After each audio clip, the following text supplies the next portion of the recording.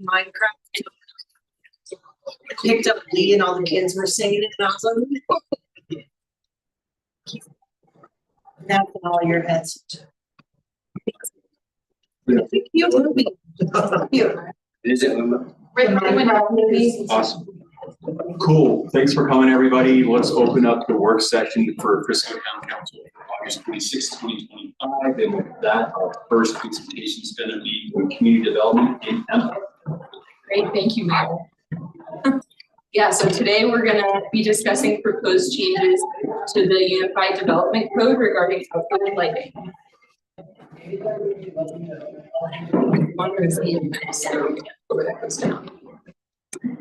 So our agenda for today, I think we have an hour together. We'll talk about the purpose of our work session, give you a little status update on dark sky efforts. I'll review some lighting terminology because I know there are some technical terms in your packet. We'll talk about the proposed code modifications you're seeing right now, and then discuss possible additional requirements and anything that's on your mind about those. Okay.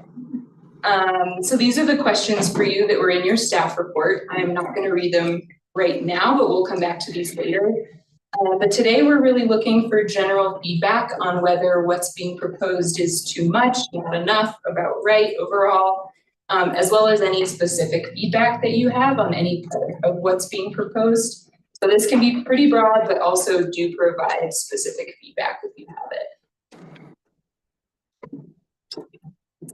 All right, and before we dive into some code specifics, I just wanted to share a quick update on the process to put together the town's application for dark sky certification.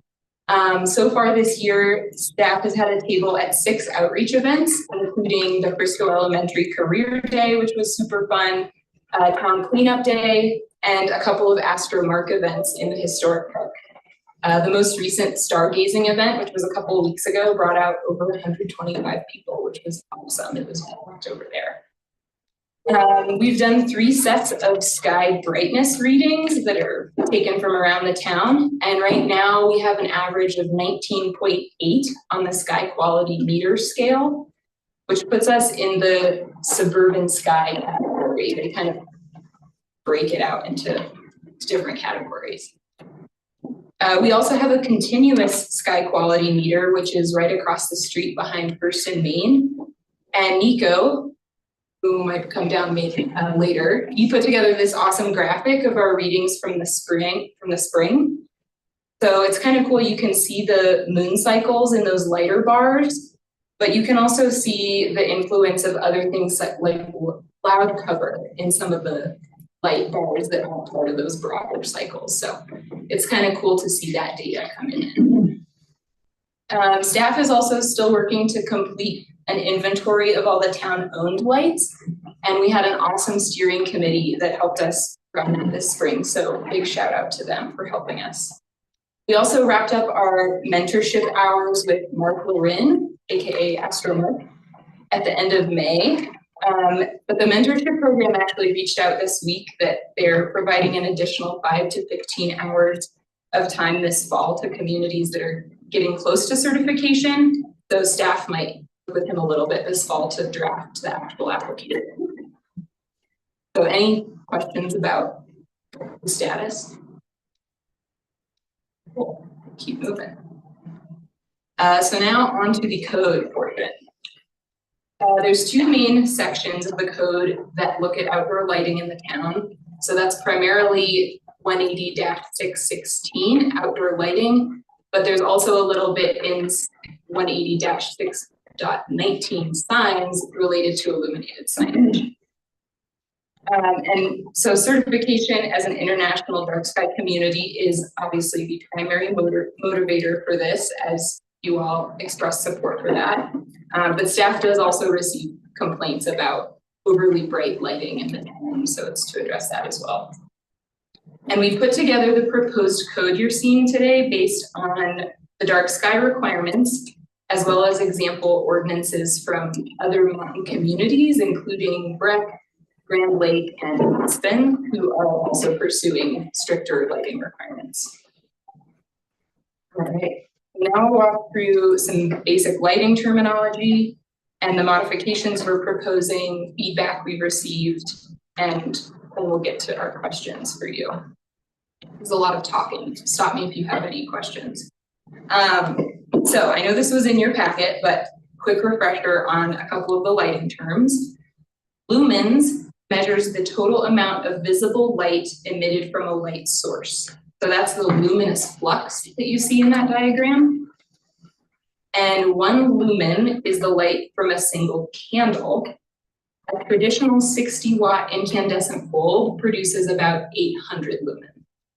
So there's a bit of reference. Lux measures the illuminance that actually falls on a surface.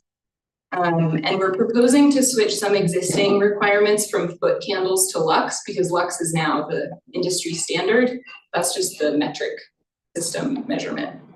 And to give you a sense of lux, 1 lux is approximately the illumination of a full moon on a clear night. And 10 lux is about the amount of light at twilight. So it's enough to see shapes, but not to read a book. Full sunlight is about 100,000 lux. There's that. Correlated color temperature, or CCT, is the color of the light. So Dark Sky International requires a maximum of 3,000 kelvins, which is the more yellow or amber light as opposed to blue light. Blue light creates more glare and is more dangerous for wildlife. And the yellow lights also give kind of a softer campfire glow to the town. So if you didn't already notice color of light when you're driving around town, you will now. You can't unsee it once you start. So the proposed changes distinguish between festoon lighting and seasonal lighting. So I wanted to talk about what that is. Festoon lighting is string lighting that's intended for permanent installation and year-round use, like the pictures on the left. So it might be over pedestrian walkways or dining areas. And then seasonal lighting is meant for temporary use and displayed on buildings or landscaping, and more like the pictures on the right. So it's not necessarily the type of bulb, it's the use of it year-round versus seasonal. Yeah. It took him a long time to get that through my head. So I just share that little tidbit. Yeah, it is confusing. And the Planning Commission and the Dark Sky Steering Committee recommended allowing any type of seasonal lighting, not just the string lights, as long as it's subject to curfew, so it would go off in the middle of the night. But like those snowflake lights would be allowed, colored lights, that kind of thing. And we'll come back to the specific requirements in a minute. All right, proposed code modifications. So these are the major modifications that you're seeing at this time. And you can reference in your staff report and the attachments which ones are required for dark sky certification. I'm also happy to talk about any of them specifically if you want, but I'll just read through them real quick. So the maximum color of 3,000 Kelvin, that yellow colored light, limits on light trespass at the property line. So the current code requires no direct light emission onto adjacent properties, but doesn't really clarify how to measure that. The Planning Commission did recommend removing the light trespass section, so we'll talk about that more in a minute. Curfew hours for light trespass, public lighting, seasonal lighting, festoon lighting, and illuminated signage. Limits on total illumination allowed on a property, which would be measured in lumens. Clear requirements for motion sensor lighting. Limits on luminance for signage and adaptive controls for signage. Compliance for all fixtures in the town within 10 years. I think you have heard that for the dark sky certification requirements. Exemptions for seasonal and festoon lighting, and then some changes to the submittal process for staff mostly. So Planning Commission discussed these changes at a work session on June 19th. their biggest comment was that overall, they suggested only pursuing the minimum requirements for certification as a dark sky community. So we can talk about that once we get to discussion.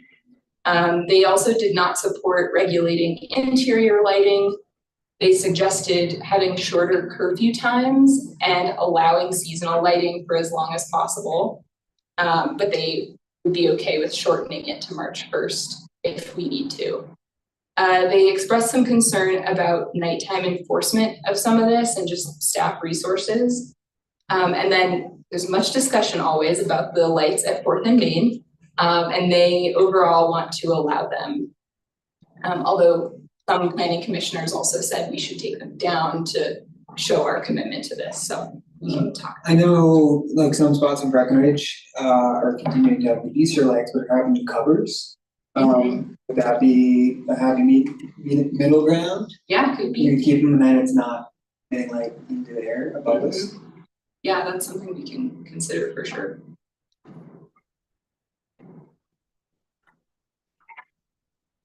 So we also asked Dark Sky International to provide some initial feedback. And they, as you might expect, prefer a shorter time frame for seasonal lights and a longer curfew for lights that are affected by a curfew.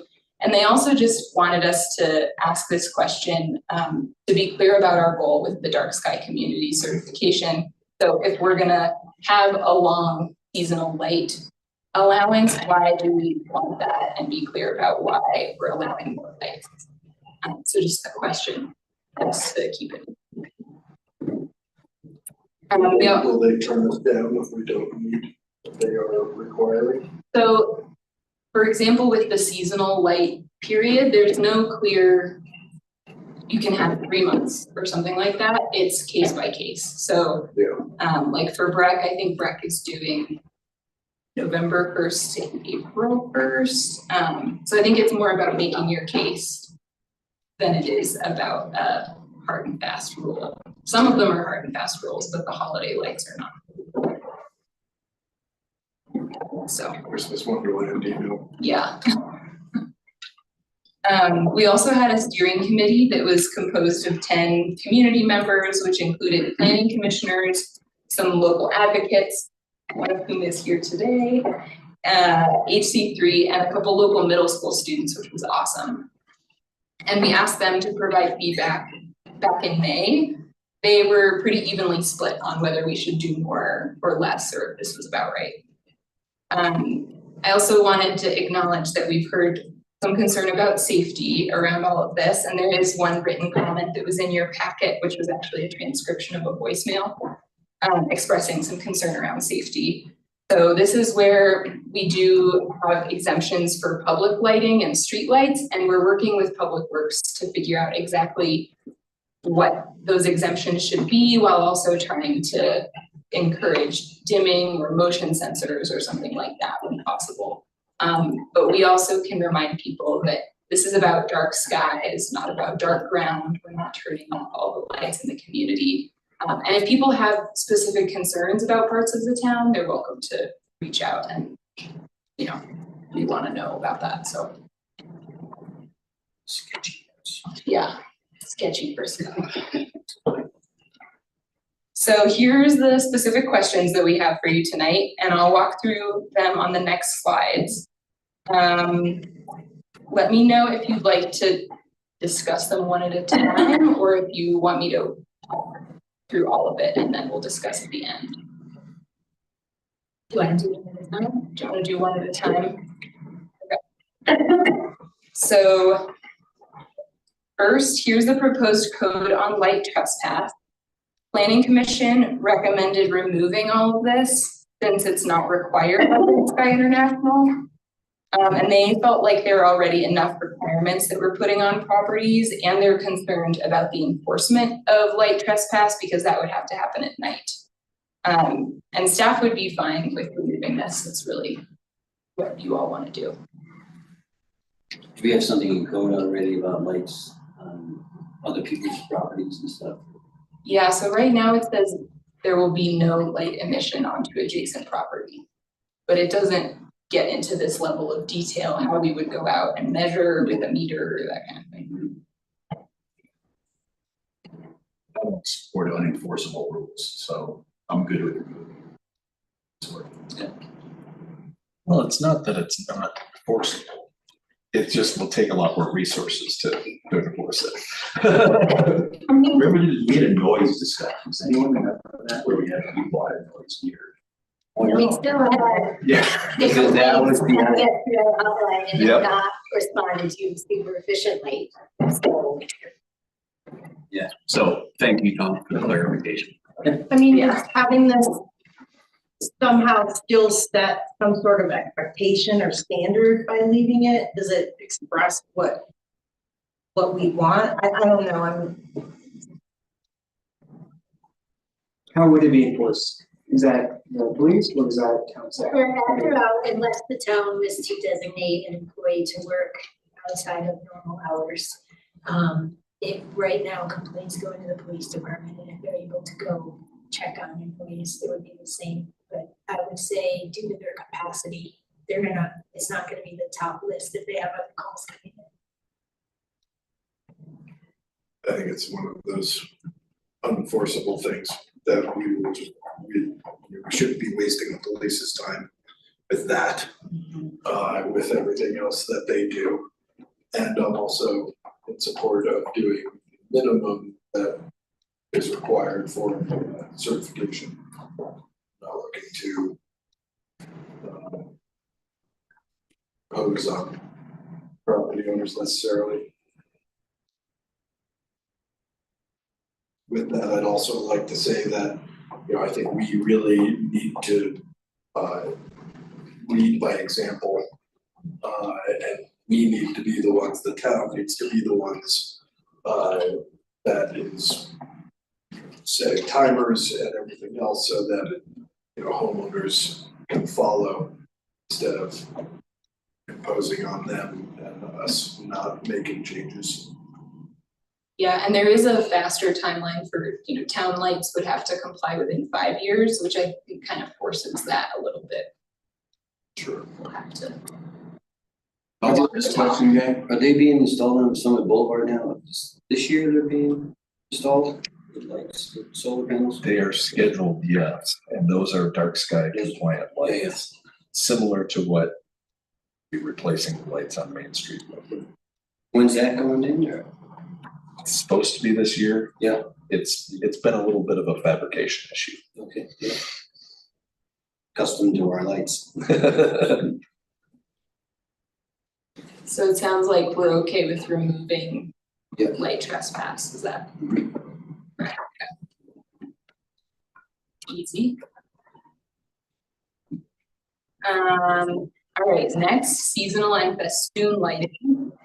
So these would be, right now they're exempt from shielding and the total light output requirements. We could require them to be shielded, Breck is doing that, so like Zach said, when you go to Breck, you'll start seeing those little shields on them, so we could require that. Seasonal lights in what you're seeing today would only be allowed from October 15th to April 1st. And the thought process there was to allow Halloween lighting through kind of that spring break ski season period. Dark sky did feel like that was a long time. The planning commission said they'd be okay with March 1st. The seasonal lights would still have to be 3,000 kelvins if they're white, and there would be a curfew, so they wouldn't be able to be on all night. And then festoon lighting would only be allowed year round, but only for certain uses, like we were saying before. So what you're seeing today says that they would be allowed over patios, decks, pedestrian plazas, outdoor dining, and other pedestrian walkways. Those would have to be white, 3,000 kelvins, maximum of 12 feet from the walking surface, and not allowed on trees or architectural features, and would also be subject to a curfew. So thoughts on seasonal and festoon lighting? Do we currently have curfew seasonal lights? No. 12 feet, so like those lights on Main Street, how large is a truck? It could be going down Main Street. It's a good question. That's a good question. I would assume It's those gotta be are- at least that high. Yeah, it's I think it'd be 14 feet. I mean, yeah, I don't know, I think that is We a had to make little those poles. quintessential part of Frisco, people recognize that, lights. How does the council feel about keeping them versus just having them on a curfew versus removing them? The town, Which ones? the ones at Fourth and Main. I mean, those are kind of, I know it sounds weird, but new to me. The intersection lights, when it first happened, I was like, what? Like it was, you know, it's just like this, Amber's coming up here. yeah, it was like this quiet little main street at night and then it was like, bam, so. I've been asking for that to be on a timer since I've been here. And then I would agree with Zach as far as, there's no reason why we shouldn't have a dark sky compliant shade top of the bulb. You know, so you couldn't see it from above. Theoretically, obviously, you see the illumination on the ground, but yeah, it's an important part of our character at this point, but it absolutely should be a timer. I go down the Main Street at 10 p.m. There's not a soul on Main Street. Every light is blaring everywhere. And then you should try 1 a.m. because I've done that too, and it's like a complete ghost town with all the lights blaring. I like the idea of a timer. I think I'd be a little more easy to on like 11 p.m. maybe. Just because, you know, people are coming out of the restaurant sometimes. I agree though, like at 1 p.m. The only 1 a.m., the only people coming out are, they probably don't want the lights on either. So, But we should have lights for safety, you know, walking down the sidewalks. yeah, those, yeah, 100%. Yeah. That is important, but all the extra. So, I'd be fine with 10, but I mean, I like the idea. So is this rule we're looking at here specific for town or for everyone, For everyone. right? So, Well, thank you for that. I wasn't aware of that, so thank you. For that. yeah, so do we need to limit where they can go on someone's property? I think the idea was to like not allow them to be wrapped around a tree. I'm gonna get to that one. That kind of Yeah, thing. yeah.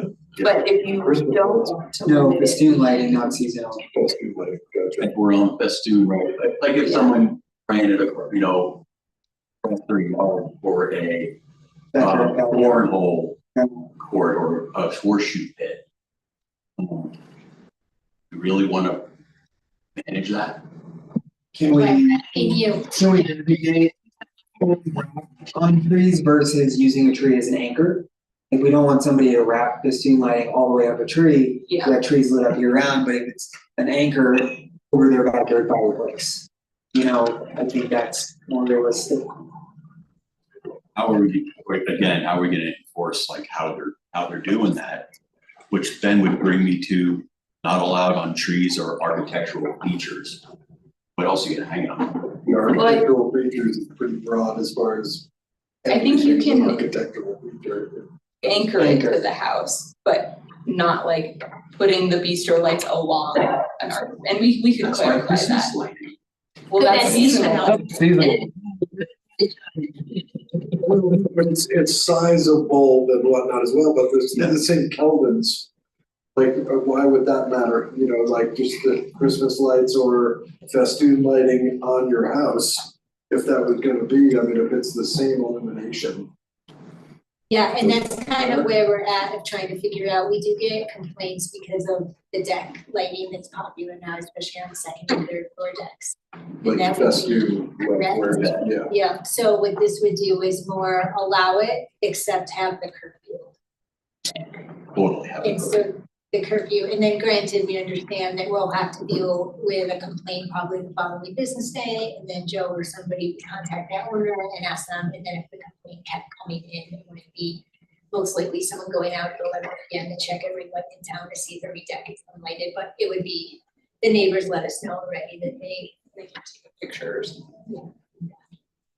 so that's kind of where you're looking at for festoon is the curfew being a big catch for that.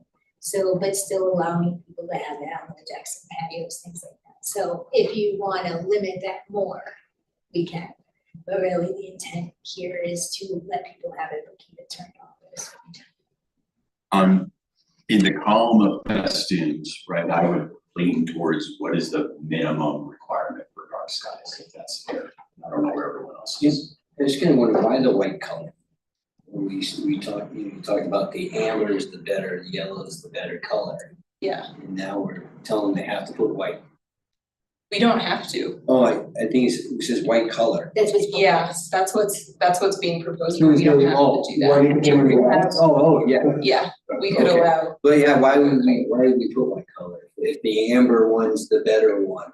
we have to do the Oh, an amber color. But if it looks like, as opposed to like multicolored or like somebody has purple lights. Yeah, and that's what I kind of, Well, this was the scale, wasn't it? And white was kind of right in the middle, and to the left of that scale was Yeah, more. do you want me to- I think, white to the left of that would be better based on the scale. well, and I'm kind of getting maybe a little different thing is, are we telling them if they have any of that festival, they can't have like Christmas lights like that? That's seasonal, no, but if they want that as their festoon, could they still use like Christmas tree lights or not? Yeah, that's, Not because I'm thinking like now. white color is just the only color, that's what I'm wondering. Or can people use different colors? We can allow, What do we think? I don't know, I don't think we should have rainbow Christmas lights year round. As for someone trying to get it off as festoon, I think we should kind of keep a white or left of that scale of warm lighting, but not multicolored festoon lighting. It just doesn't seem, Yeah, I agree with Zach. it's like, when you have the, When you buy those, for festoon lighting, I don't really know. it's like the little bistro bowls, like. Well, yeah, Yeah. but are they all yellow or are they all sort of? I don't think it's common that you see. Blue, I have no idea. Would fall under this, but this would also stop. Which I think is fair, if you have a neighbor who's a crazy person who wants Halloween decorations all year long. Kind of a community character thing, and you wanna be able to say, hey, this is our neighborhood, we don't necessarily want rainbow lights all over. In a residential area versus commercial. I mean, down the street from my house, there's people that have Christmas tree lights year round. All day, all night, they're just on. I thought about trying to unplug them. I mean, we're going on 1.5 years now. They were here this summer and it's just, So do you appreciate that, or would you rather? I mean, it's lights and I don't wanna like nitpick somebody's lights, I guess. To me, I'm okay with kind of what people, if there's a timer, they're gonna go out, I'm not too, That's what's important, I think. We Yeah. could say 3,000 Kelvins with a timer. But then I think I heard, we heard some people say they didn't want colors. The Kelvin reflects directly on that color scale. yeah, I'm in support of this. The only thing that I think we would like to talk to is if we do wanna keep those Main Street intersection 12 feet, making sure that that's vehicles beyond her, Good catch. yeah, or maybe just there's an and I guess we don't want an exception for town or just for Main Street and not residents, because that doesn't seem fair. But how do we word that does everyone else feel those lights should remain? I'm okay if they went away. But I get now it's like this iconic little thing. I just would lived here way longer when they weren't there. So, I look at it too, like when we think about historic preservation, the sky is part of that. So imagine Main Street at night dark, being able to look up at the same sky that, Pioneer, Fort Frisco, that's what they were looking at. And to me, it's kind of special to have that, relationship, I guess. But I get it. I've gotten over the Fourth and Main lights. It bugged me for way too long.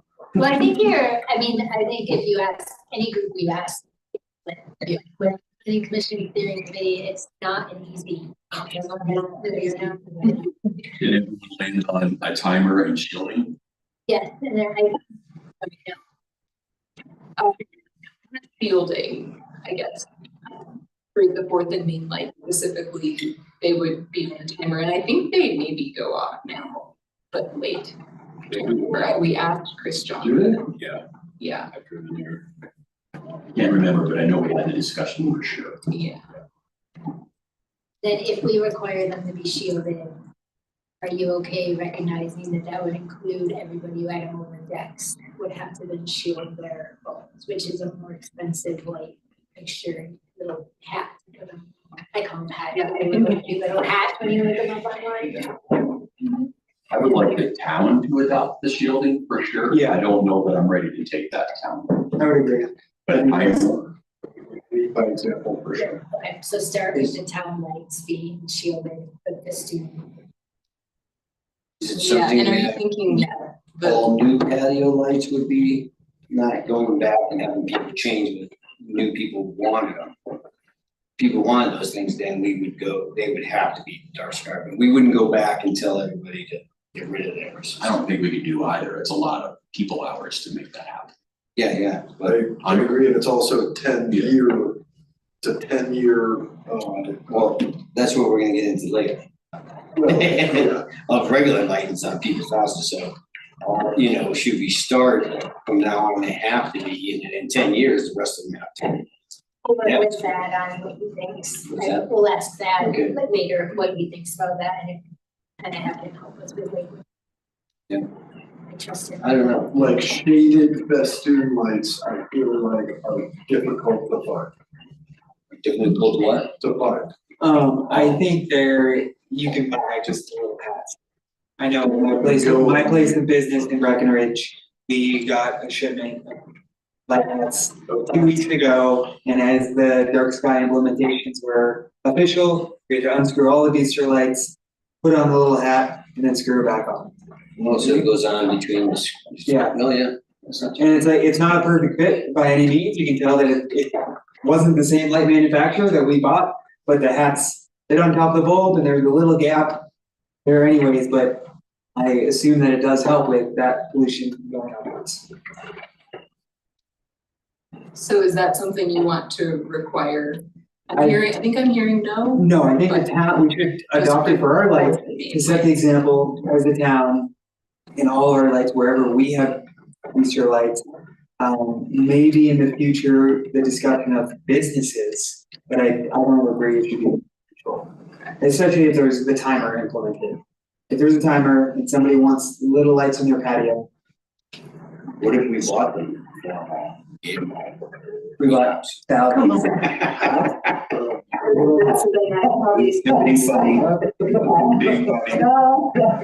Let him make her dream of the budget idea right We'll now. store those next to our sandbags. Then that probably include cap on the split lights, because those are provided by the town. I think that'd be good, yeah. So if you guys don't mind, on the festooned column, because that seems like where we're living at the moment. That first non-bullet point.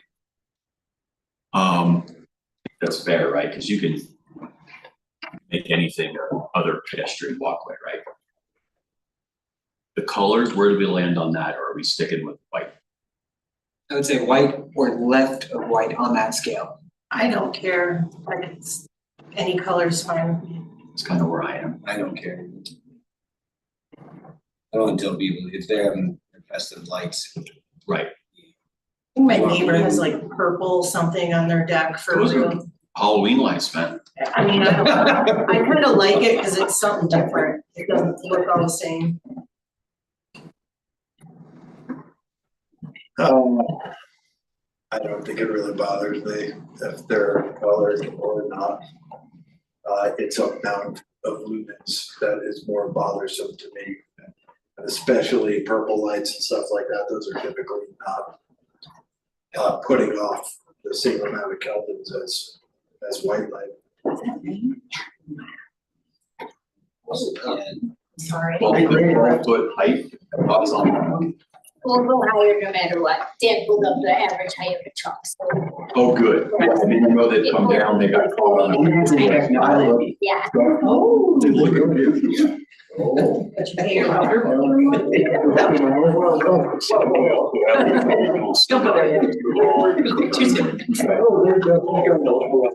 So we're good on the height? Yeah, they're gonna figure out It's the height. 14 feet for a tractor trailer. Yeah, So you guys are good on height? Trees, architectural features? Are we just, is that generally saying no wrapping?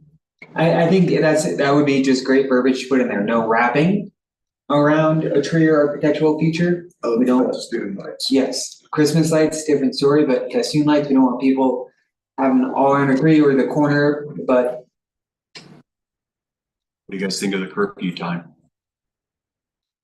I think in general it's okay. Originally, we were just talking Main Street. I thought like 11 might be a little better, but We're gonna have streetlights. And businesses, when they're open, we'll be allowed to have them open. yeah. Is it an hour after? Yeah, they can stay till an hour after closing. So it's really just, if you close at 5, that's when you leave, Copy. because you're not coming back anyway. So the seasonal questions, you guys need there. How do you feel about the time period there? Would you be okay with shortening to March first, I'm okay shortening shortening. even further? patient. October 15th to March first then, You got your answer. right? And then, Orange ones, if you're wondering, are Thanksgiving, okay. not to be confused with Halloween, because they're purple. Is that the deal? I know. What about pumpkins? Yeah.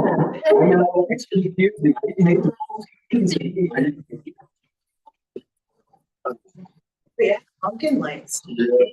You know, they resealed it. And then food lighting actually, but Right, I'm gonna put these, pick up my lights. but it's, yeah, season lighting, you know, the person's walking. There are Christmas lights and, you know, they're everywhere, but I definitely think they're gonna be used. Seasonal lighting to a timer, which is, you know, easily purchased, and easily installed. Instead of like. Yeah, You can even go out and plug them at the appointed time. You could. Yeah, that's That's possible. what I do, I'm still old school. That's what I have. You know, along the curfew idea with best student lights, I would hate to have to like. You know, say you have a few particular neighbors that complain a lot.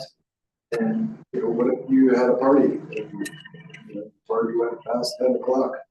And then what are we gonna have to deal with these people complaining that, well, town staff would look into that the next day during business hours. And you would say, oh, so, yeah, yep, is that, and as long as that's not a repetitive complaint. yeah, you know, you ask chief, he says he's got 12 people in town. That, you know, he's here from, you know, and it's like, oh, will those people rule the day of, you know, always being one to call and always, you know, this guy over here. You know, the later time is where, but I'm good with that. I just don't think that we're gonna enforce that. To have neighbors calling in and say, well, they were an hour past, you know, because they were having a party or something like that. What a waste of your time. Inevitably, that will happen. Inevitably, that We'll have to And code enforcement discern that. Yeah, Is there any exceptions like we have with business standards? So we could add that, we could, if you were having a gathering until an hour after your gathering. I mean, it's still arbitrary Right. with gathering, Is that but you think the follow-up that said, yep, my lights, I had a party last night. Yeah. Cool, have a nice day. Yeah. we didn't turn Yeah. out exactly, Yeah. right, yeah. You know, I have that with my neighbors, you know, you got short-term rentals, they plug in those lights, they like them, they're sitting in the hot tub, they get out, they never come back out. It's like, they're on all night long. That's where it's like, get a timer, maybe we supply timers, you know, as far as, you know, yeah, if we're gonna, right, that's the carrot instead of the stick, right, you know? and Nico's been heavily Heavily.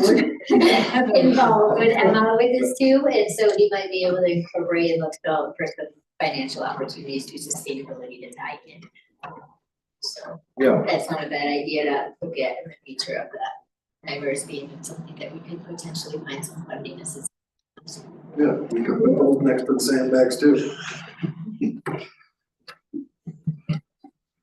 Moving right Good on seasonal and festoon. Move on to the next one. So these are possible additional requirements that have come up, including interior lighting, and then right now I'm calling these frosted glass diffusers. So staff did not include interior lighting in this draft, but we can if you want us to. Planning Commission generally felt like this would be overreaching to start worrying about people's indoor lights. But I will note Aspen has started regulating interior lighting by saying that the actual light source cannot be visible from the property line during curfew hours.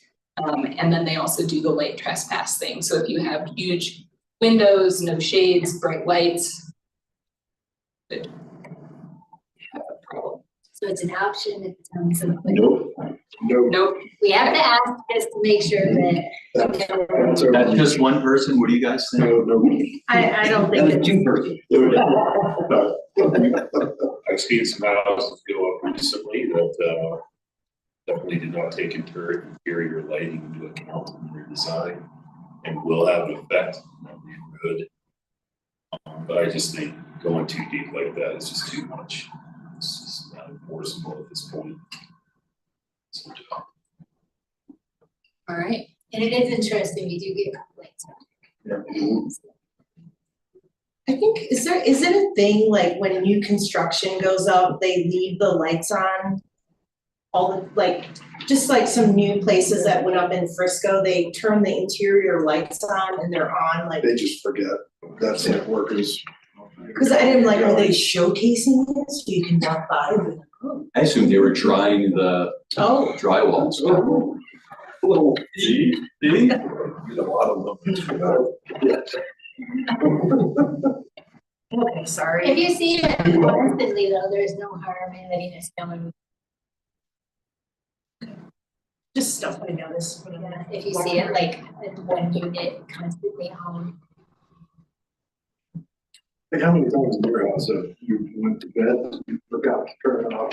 know? You guys left the light on in my neighbor's garage for like a week. And then you were working on it. I was ready to go. Oh, yeah. A week those outside lights were on. So it happened. Those are renters. Is what that is. Okay, no to interior Yeah. light regulation right now. And then the other possible additional requirement at this point is those frosted glass diffusers. So like the ones in the picture on the right would actually meet our fully shielded requirement because the bulb itself is up in the opaque part of the fixture, but there is the frosted glass that kind of diffuses the light out. And some planning commissioners expressed concern about these types of fixtures and wanted to ask if. On exterior. Exterior. Yeah, on exterior, yeah, so this is like an It's interior. hard to find a picture. It's hard to find, yeah, I had a hard time finding a good picture, but we're seeing these on the outside of buildings. Don't these focus the light a little better for dark sky? You know, like, if you're gonna have that light there without the diffuse, light's gonna be automatically spreading out like that, right? Doesn't that minimize the effect or no? I think it refracts it a little bit Yeah. out as opposed to the light just going straight down. Okay. And I looked and Breck actually has some limit on these fixtures that they're only allowed in their kind of Main Street area. But up to you if you want What to. was planning commission's comment on it? There were just a couple people who felt like we should limit them because they refract the light out. We do have trouble as staff when we see these light fixtures deciding if we should allow them or not, so it's good for us to have clarification. I would say for me, if, since, you know, I would go with lean towards them, maybe we shouldn't have. That's what they're really doing, and that's what the commission feels. Are they dark sky compliant? The Because of the bulb. light source is in the opaque part Right. of the fixture, so yes. So they're compliant on the minimum requirement for certification. Correct. And we also want to make it easy for people to make a decision, right? Like, hey, this is dark sky compliant. Right? Not, Yeah. I have to go and check with town hall to see if this is dark sky compliant. And Yeah. I do have to say, in the building world, it's not that easy to be dark sky compliant and have nice lighting. You know, there's just not that much available out there. And that's, you know, talk to some architects, and they'll tell you that. There's only so much you can do, but like, you know, the refraction, I think when there's a glass element, then all of a sudden that does make it brighter. But I would say those right there aren't necessarily like there could be a hat on there, right? So I'm not for limiting things that are already compliant. I guess I would that phrase. Where I'm at. Yeah, if they're compliant, they're compliant.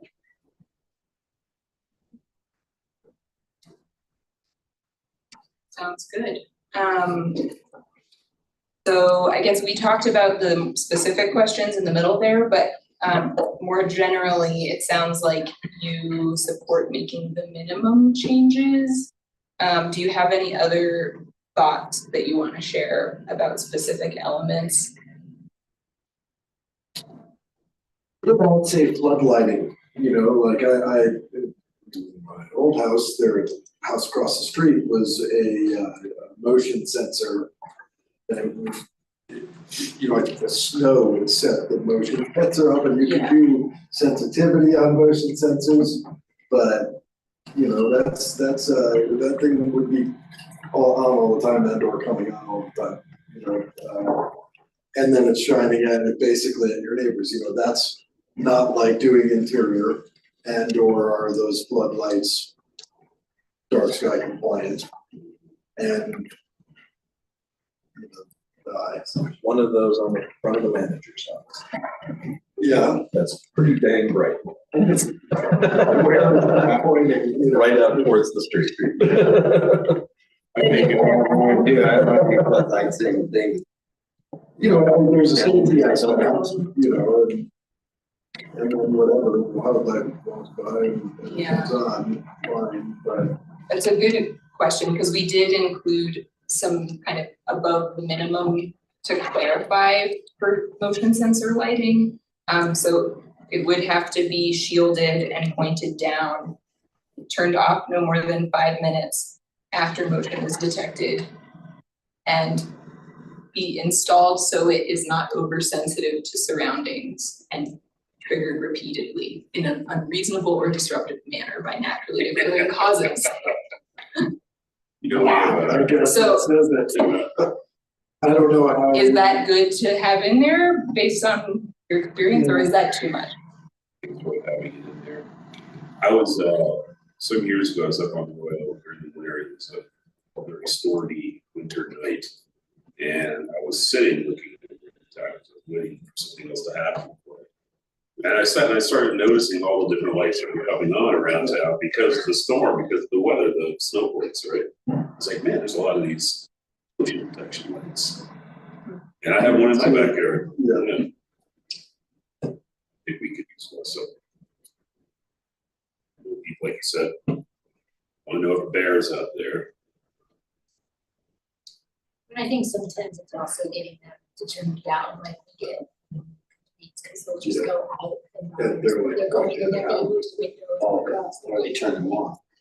Yeah, so a lot of it, they people, you still have them for safety. There have to be different. Okay, so we'll keep that. With the town's seasonal lighting, like after, January, do we pare that down or is it just full blast all the way till April? I mean, is there a way to like turn some of it down or off?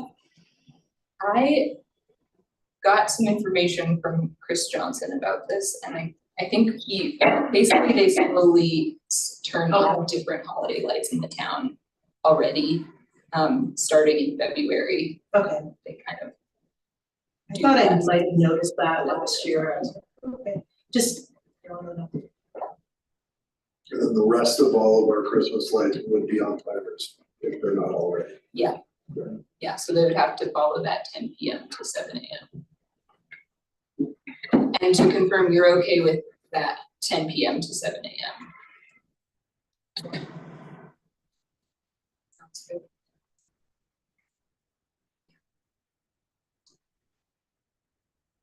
All right, and then for next steps, would you feel comfortable with staff taking a draft ordinance to planning commission for a recommendation, or do you want to have more work session? I'm okay with the draft to planning commission. That'd be great. Okay. Great. Any final thoughts on? Thank you for all the titillating research you compiled for us. Very welcome. Yes. Not sure if he has enjoyed learning about the terminology of light fixtures, but you've been a really good sport. Love the concept. There's a lot of technical data. Yeah. I think it's such a thank you because to me it's one of the most quietly important things we deal with right now. And it's the dark sky. It's such a big present. I'm just anything we can do to continue this forward. Personally, I feel it's important issues.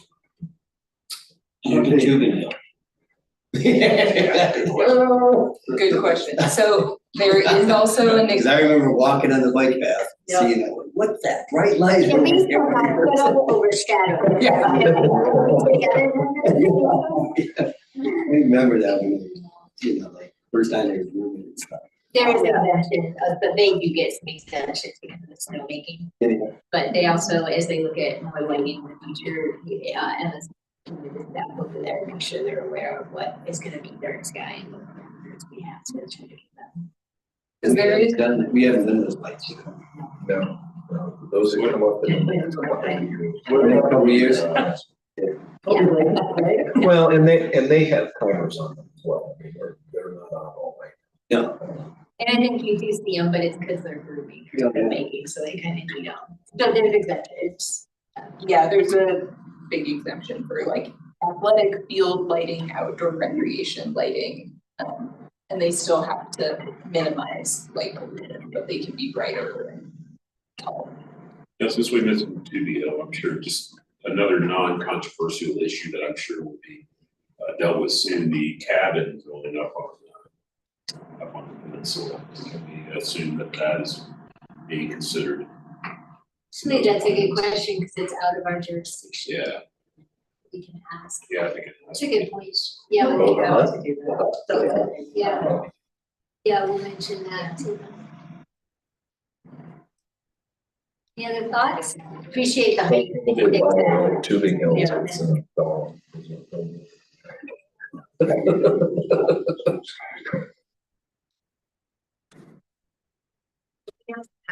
we just need to make the code allow them to do that. Do we think if we make these changes or additions, we would not be at the suburban level of light pollution for the typical evening? I don't know, based on what Mark said, it sounds like it's hard to change your number, but you're trying to prevent it from getting worse. Maybe we'll get better. I don't know. The good thing is that we will continue the continuance, and then quarterly staff has to go out and do it an hour after sunset to do readings as locations. And props, Emma, and she's also had Nico and Joe help her, and it's gone out and done this every quarter, including sometimes leaving. Props to the ComDev staff for going out and doing this to keep it going. We have to do it to get the certification and then keep it going, so. Is generally speaking, Summit Boulevard with the amount of commercial that we have out there, is that one of our areas that broadcast the most? Got it, right? Probably, yeah, I'm trying to think, we take readings at Willow Preserve parking lot. And part of the idea was to kind of capture that area, and I think it has been slightly brighter there. Because there's opportunities for that to get less over time as our lighting complies. I mean, I hate to pick out a business, but you think about the KFC sign, it's pretty high. You know, it broadcasts a lot, and those things can change over time. There are a couple businesses over there that have the bistro lights on, like along the building, that are noticeable. That's true. And can we impose on the Walmarts and As- everybody else to? Yes, I mean, Yeah. you can make it so that they have to change Okay, over time. and so that's right, it's, we wouldn't necessarily require, them to turn off the lights, time limit, because they need for safety with the parking lot and everything else. Could we get them to dim that for later times? You know, There's this probably is what lots we of would be imposing on these corporations, right? Yeah. Because they're the ones that are just blaring all the time. Do they turn them off? Maybe Walmart turns it off. And if, you know, at some point, they're gonna change out their lights too. I mean, all these businesses do all the time. Yeah. And so that's the opportunity to change the type of fixtures that they use as well. Shoot, do we need to go back and put that in there? I don't know, but I'm all for imposing on the large corporations. Beyond lighting, Don't get me started. yeah, So does this have that component, to Tom's point, of however we word that, as commercial businesses do something, whether it be a remodel or what have you, to become dark sky compliant, or we put a timeline where they have to be compliant with it? Yeah, so for the certification, everyone will have to comply in 10 years. But also if you change out your lights, then they'll have to comply. So all that'll be. Yeah. Anything else, team? Good. You guys good?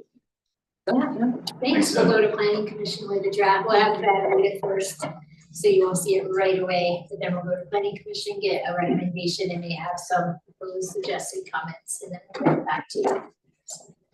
Thanks, yeah, thanks, Yeah, thank you. For taking part And and you, thank you for giving considering. input and all. I hope we're not too far off from where you were feeling, but thanks. Thanks, guys. All right, yeah, thank you.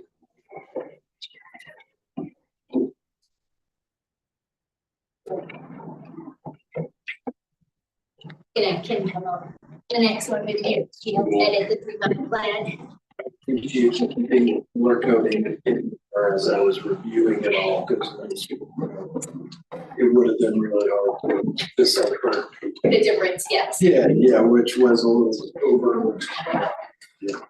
Yeah, that was all Emma, everything we saw for that whole, all the documents, definitions and everything, so perhaps she put into that one. Cool. We'll go ahead and get set up. Welcome Kimberly and Katie again. For our next topic is gonna be the 3 mile plan update, so whenever you guys. Yeah, I don't think we're gonna be allowed, we Great. might surprise us, but just Yeah. a heads up, we might end up being shorter.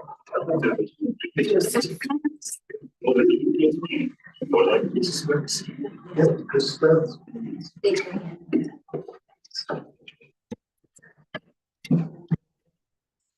I learned that there's a place called Evergreen subdivision. In this town? Yeah. Where's that? Back there. Where your Towsies live in that area. Isn't that Library Park? Yeah, but then I think Evergreens. Oh, with like a back to it or something? On the I think highway. it's over here. Through the Combs, is it this way? Through the Combs, like the reserve. Go to the reserve and that's. Right, Peter Dunn, I thought that was also Park Rise. Yeah. They're next to each other, yeah. All right, ready?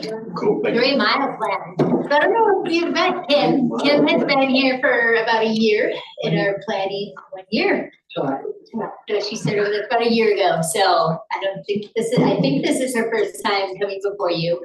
Also, I'm taking the lead, but in all honesty, she did most of the good edits, that you saw in that try sheet. We bought a lot to flag our attention with it. It's maybe not quite consistent with what we should have right now. So all we're gonna do here is go over the purpose of the 3 mile plan, explain what we updated, and then see if you want us to dive in more or not even make some of the updates we have proposed.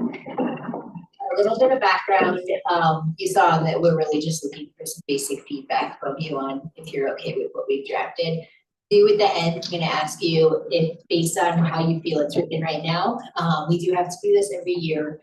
Then I would personally like to do more in depth because it bothers me to only kind of be doing piecemeal right now. And I think it would be nice to fill in the gaps we're not filling right now, but I'll get to that as we go. We also could just basically make very small changes in 26. So just think about if you like where it is, or if you want us to kind of finish editing it in 2026.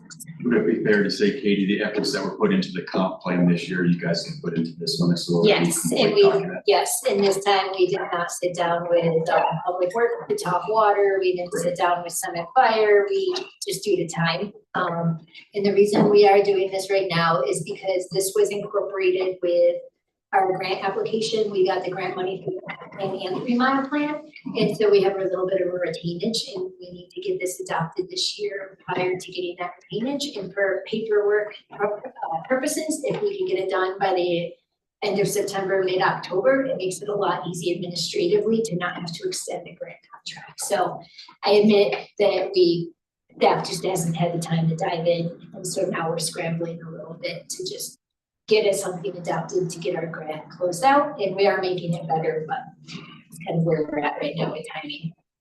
So first, just to be really clear, there are no current plans to annex land within the 3 mile area.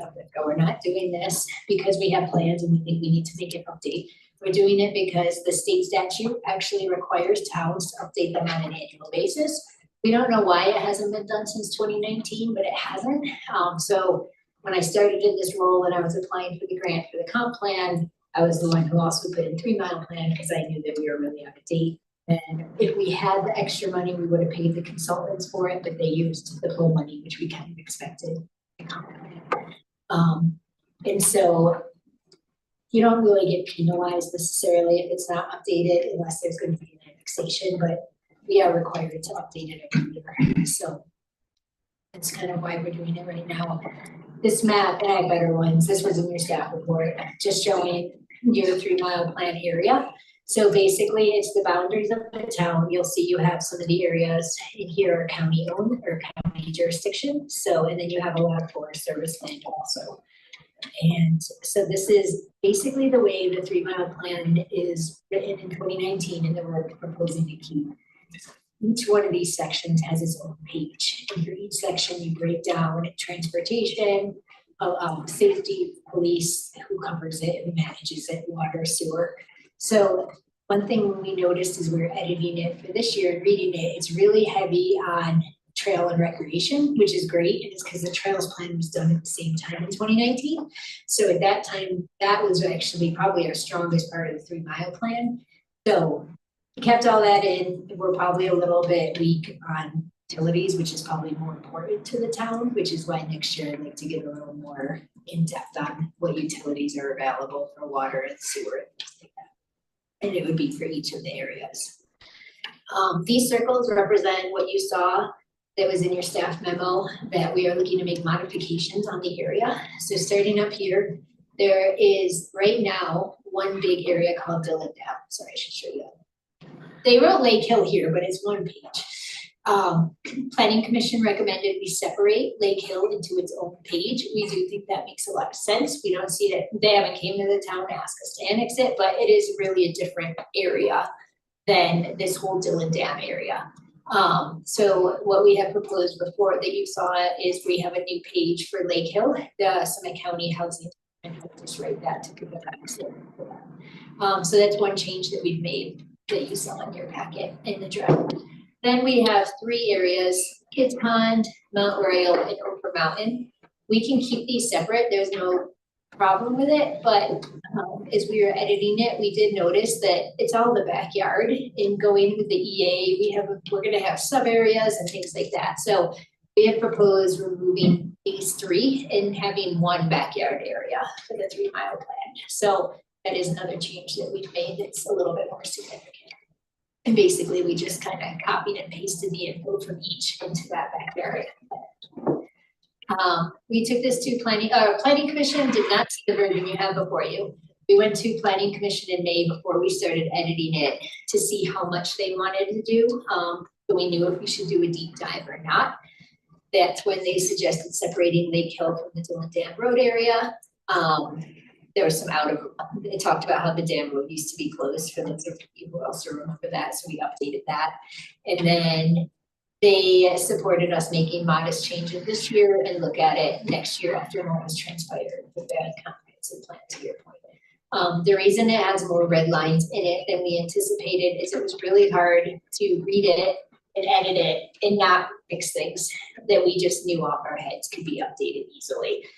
So we didn't make big changes, but we did do a lot of cleanup. Kim caught a lot of even spelling and grammar and even concepts that were like, well, this isn't actually true anymore. This is not in there. And so that's why it looks like a lot, but we don't think we're looking for your input. We don't think we really need a lot of big changes despite the amount of red lines are there.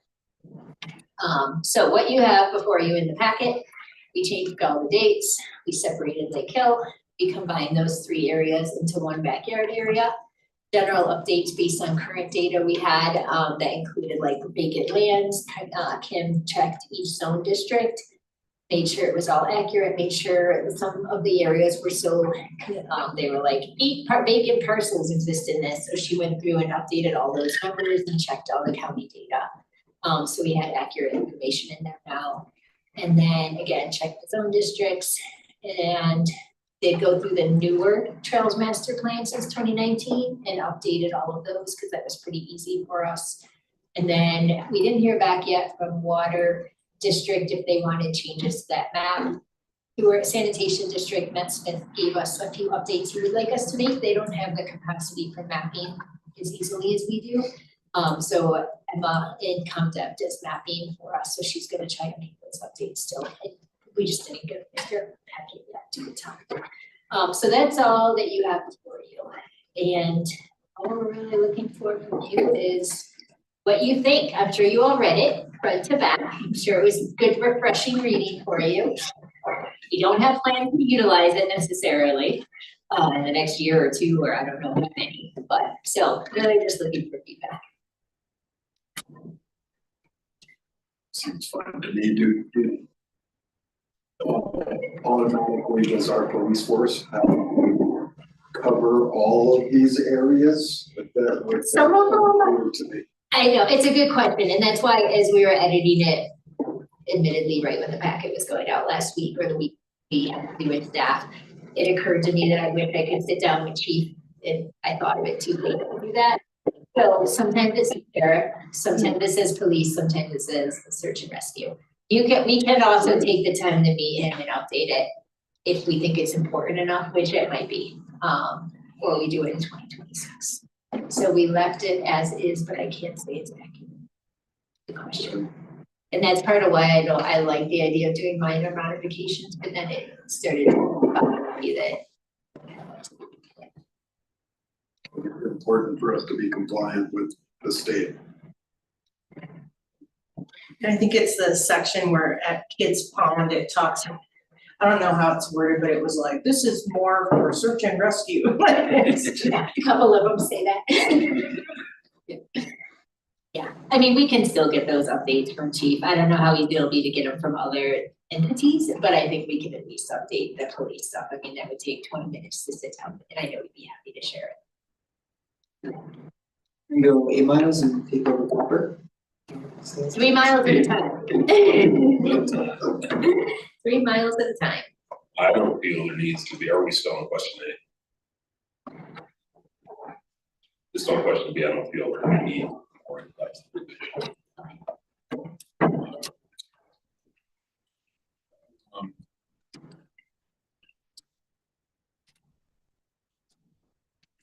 First question, and I don't have any questions, thanks for the explanation, as far as like updating it in 26 for more specific, yeah, I would. I mean, it would be good to get a solid plan that is as comprehensive as the comprehensive plan. Is that held to the same requirement? It is not by any means. So actually what's interesting is a lot of towns have gone the opposite way. And they just have a map and they have a 1-page text. And that's their 3 mile plan. And they've actually very opposite of ours. And it's just because they're meeting the requirement, but it's a lot of the small towns are doing that, or not a lot, but some of them. The last year or two, I've seen it done that for years. So ours is more in depth, but honestly, it's more old school, but I prefer the in depth, so we really know what's out there. And it's a chance for us to, as a community, look at it every year and say, is this up to date? Which now that we're starting, we will continue to do, and it will get better. So Katie, you kind of feel that we do need as we move forward. Personally, I'd like to have a plan that's like talk to water and figure out exactly, especially as they go through all the updated plans. Retract my statement before. Not in 25 though, because they can't do it in the next month. But in 26, I think it makes sense, right? There is stuff happening outside of the boundaries of town. Having an updated plan in place, as we've seen with the backyard. If our plans are ready to go, we're more apt to get whatever it is we're looking for. So I think it's a good idea. I don't know how everyone else feels. And the reason we asked too is just to make sure we're dedicating time to something that we support. Like if you're like, it's fine the way it is, don't waste your time anymore, that's okay too. We just, because it's gonna take a little bit of time, I just wanna make sure that you know that we are working on it if you want us to, and not wasting everyone's time by doing it. Does it make a difference for grants? As long as it's updated, we're okay, because we already meet the requirements based on the content we have. Yeah, I do think. Cool. Yeah, sounds good. Okay. I'm okay with that. I did notice like on the section of Frisco Terrace and Weiberg Park, just in the general little box description, it just kind of reads kind of funny, and I'm just pointing it out because I noticed that. No, I appreciate it. Just maybe a little cleanup on the, just didn't make sense. And maybe I can't read. Yeah, it could be you're not literary or nothing like that. I am, I don't know. We'll take a look at it. Yeah, it says accessed from Forest Drive and West and Weiberg Park. And then it goes into its topography ranges from level to gentle. Good catch. I don't. That was the old language. I just want to say we didn't write that. We're the old language now. Well, Yeah, I don't know why I noticed that. no, I appreciate, that's the kind of stuff that's good, because that's why props to Kate who could find a lot of those, so happy to get them. So, Figure it out. I know, she's the one who actually made it more complicated. I wasn't gonna read it well. And then she's like, have you looked at this? No, I haven't. It's going in the packet tomorrow, but I guess I should. Awesome. The only thing next, I think you're good. Same questions we had for dark sky. Are you okay if we take a resolution with the 3 mile plan proposed edit? The planning commission for a formal recommendation and then bring it back to you pretty quick based on what was in your packet. Sorry, we did not need an hour. We kind of missed time, but the preschool I think needed 6 o'clock. That was it for this one. Awesome, thank you guys. Yeah. Yeah. Yeah, what? Planner cards. Yep, you did. Great. I mean, I even learned things by reading through this, like the Evergreen subdivision, just different. I had no idea, like so. Kids, or whatever. Yeah, Yeah, No. yeah. Kids buy it. But, What's the little small one with just 2 houses in it over there? By Bill's Ranch, there's like 2 houses. Oh, J, Is that what it is? two, where the lake is? Yeah. That's the, those ranch pond. Something like that. Oh, They put some nice seats up there, have you been up there? I didn't go up there, I went There's some nice to the seats up there. access and I was like, is that how you get up there? But Yeah, yeah. And they put some nice benches up there and some. It's real nice. signage, Some signage Yeah. and stuff. can you go up, is it? Yeah. public? Yeah, it's a nice lunch walk. It's become our dog's new swim. No, people. yeah. He doesn't explain them. The service to the wetland, maybe? I've never been up there. All right. Don't bring it up. The things we hear about. Okay, that was it from ComDev for the night. Thank you. Thanks, guys. Thank you. Really early, sorry. Yeah, I got some downtime before the preschool comes, so. So go down from the rain. Execute, let everyone. We were just there again. Sunday, Saturday, Sunday, we were at the same. Is that a day pass or what? Apologies for being late. No worries, man. It's It's kind of weekend. But, 2 nights. But we were getting. Casey got. Today. It's the same. So like to use it all day. That's like the big one, like, that's. Okay, answer. Sponsor. This is, yeah, they end up playing that with kids out.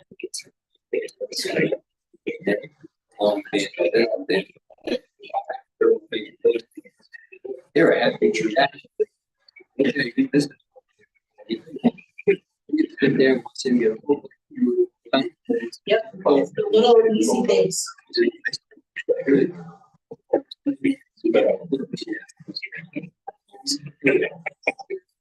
Oh. Yeah.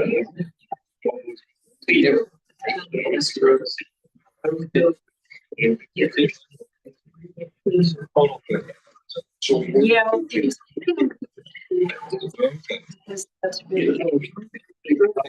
Yes. Yeah.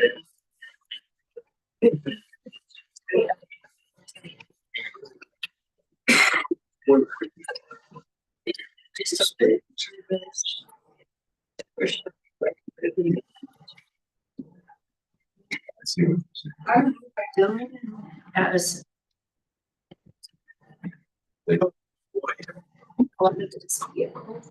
Sleep before 6. What's that? Fall asleep.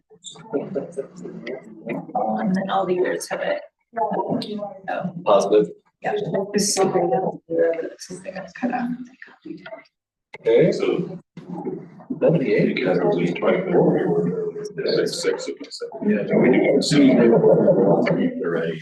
Water, you do have some negative. Put over to, still working on it. Look it up. We know we're gonna extend. Been there twice. Give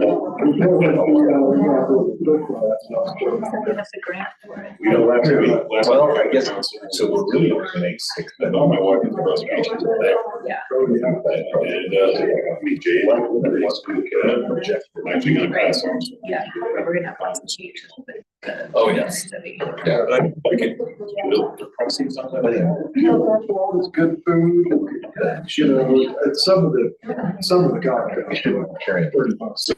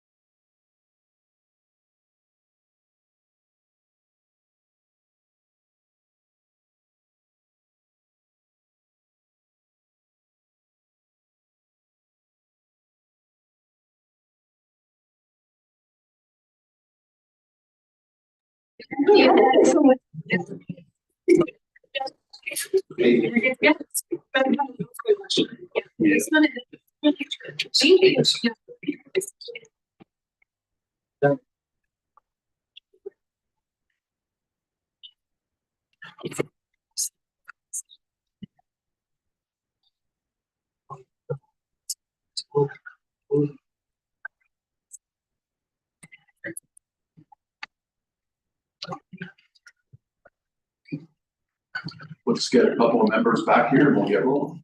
Sweet.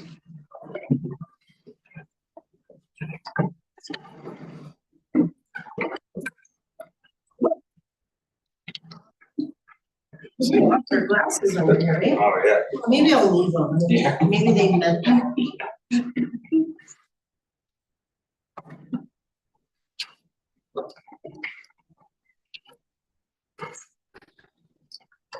A little bit of context, right? I think most folks are familiar with the Summit County Preschool. We interact with them on a fairly regular basis in different iterations of leadership, which is great on both sides of the house, quite honestly. So this is our opportunity to visit again this year. And with that, Andy's on his way in, so if we could, we'll just start with some introductions and to be efficient, we'll start with Dan and work our way around. And we'll end up. Thank you, Councilman. Elizabeth Scripsaki, Green, so here. Brian? Ron Fisher, Town Manager. Deacon Mayor. No. Councilman.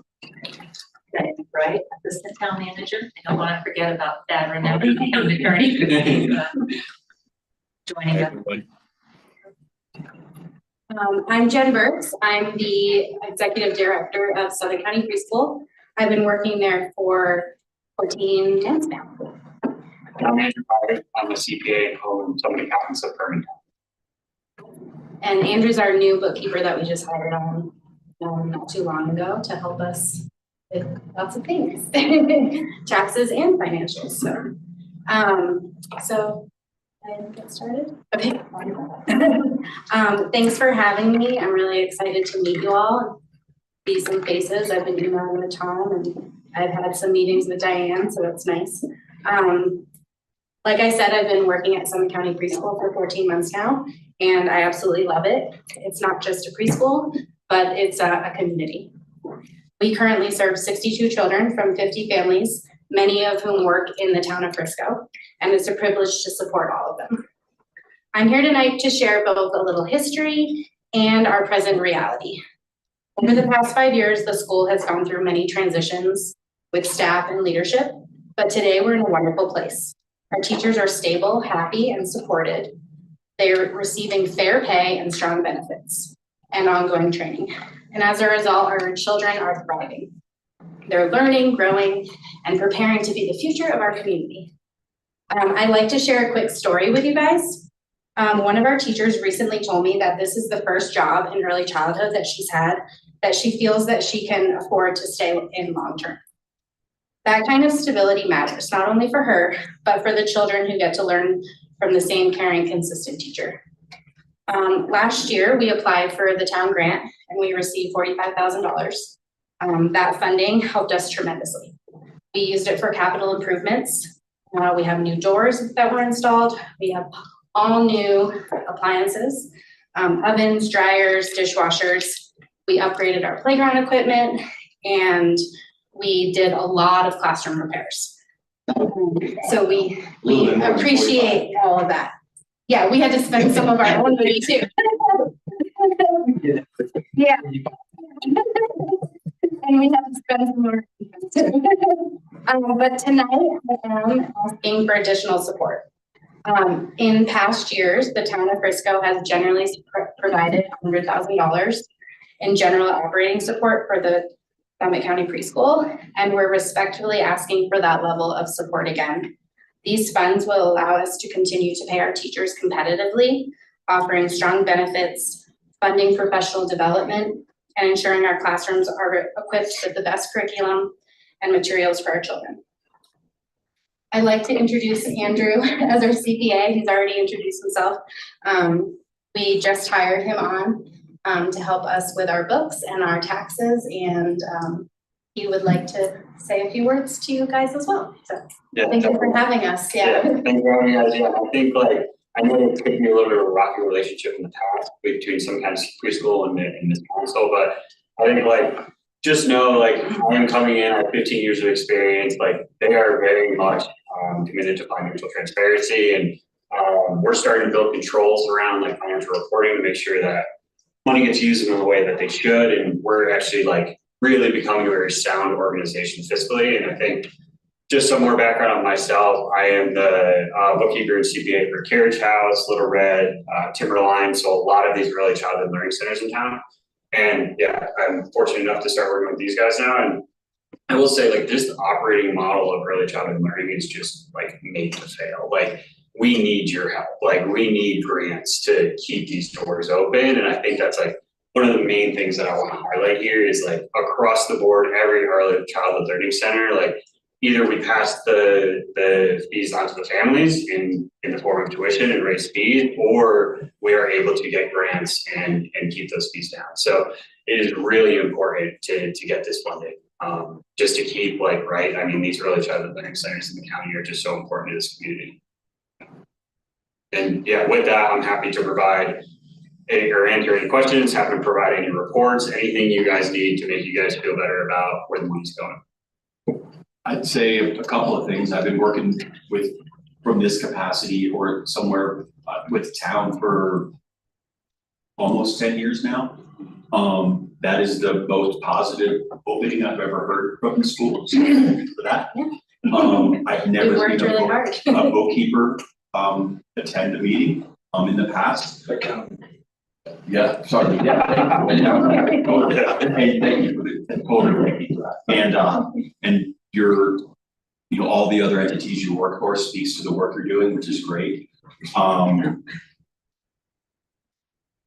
relationship over the last at least 5 or 6 years has been, in my opinion, nothing more than you know, how can we work together for a positive outcome for the community. A long time ago, there may have been some questions, but it was, you know, I think we're way beyond that, and that was several different iterations of leadership ago. So don't fret on any of that. I think we're all in a good place with the school. So I would ask my question is, have you applied for the community impact grant? I presume that's what you're asking. Yes, yeah. Okay, just so everyone's framed up with our conversation. Yeah, and I applied last year, and that's where we received the 45,000, and they wanted us to use it for capital improvement. So I made sure that I did that. And I had a meeting with Diana, and I shared with her what we were going to spend the money on and everything in the fall. And yes, and just, you know, hoping for a little bit more this year, if possible. I put it in the grant and everything, so I just applied for it last. We understand we've received them. We do have a subcommittee of grant reviewers that will make a recommendation to the greater council. Okay. Right now it's under review at the staff level, I believe. So we're just working through a process on that. So with that, what do you have? I was trying, is that all the money you get from us? Who's been in the past? 60? It was 65.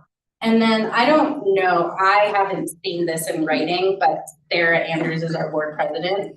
And she said, I don't know if any of you guys know Sarah, but she said 3 or 4 years ago, we received 100,000 every year. And then it was 65, and then it was 50, and then last year was 40. So it just kind of seems to be trickling down in a downward path. So I'm just hoping for that to start going up.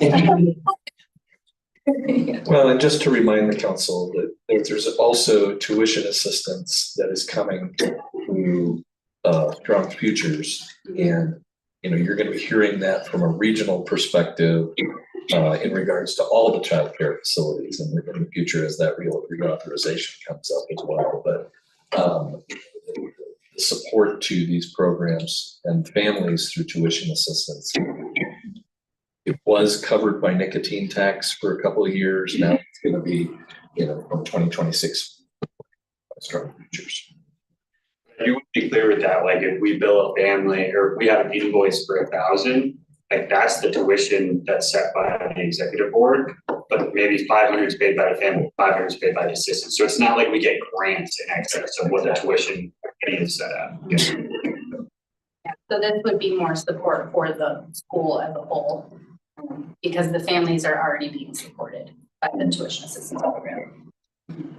What is the tuition for a family, full-time versus? Yeah, couple of weeks? so 5 full days for an infant toddler is $22,280 a month.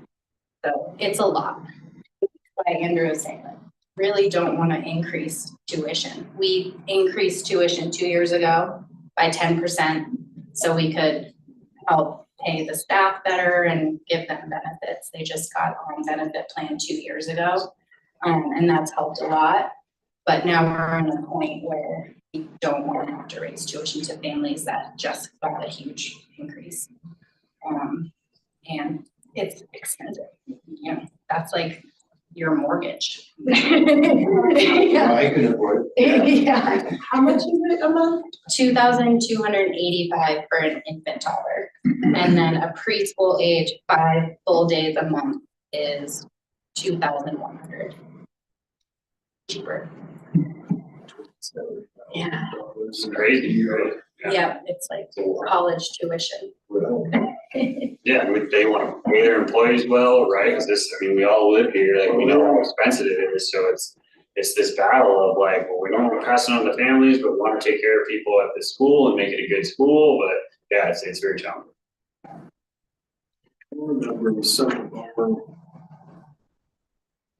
some of our basis, and it might have been partially legal, that we would have to back this up, but our grant money was not to go to teacher pay.